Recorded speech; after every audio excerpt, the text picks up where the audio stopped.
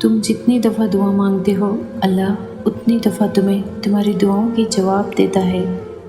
تم یہاں ایک خطرے کے لیے رو رہے ہو جبکہ تمہارا رب تو تمہیں 7 سمندر عطا کرنے پر بھی قدرت رکھتا ہے۔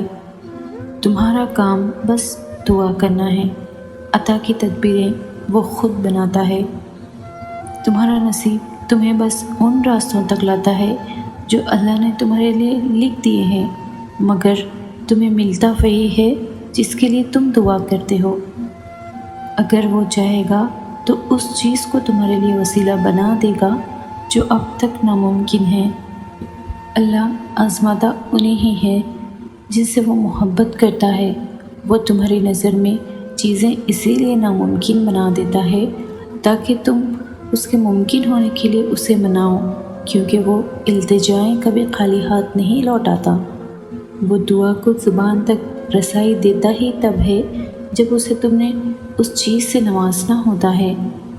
اگر تم چاہتے ہو کہ سکون تمہارے قریب ہو جائے تو تم اللہ کے قریب چلے جاؤ اور توکل رکھو، تمہارے حق میں جواب آئے گا، ہر مراد پوری ہوگی، ہر فریاد پوری ہوگی، جواب ضرور آئے گا۔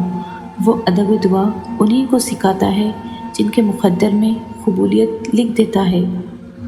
ایسا کوئی کام نہیں جو تمہارے رب کے لیے ناممکن ہے۔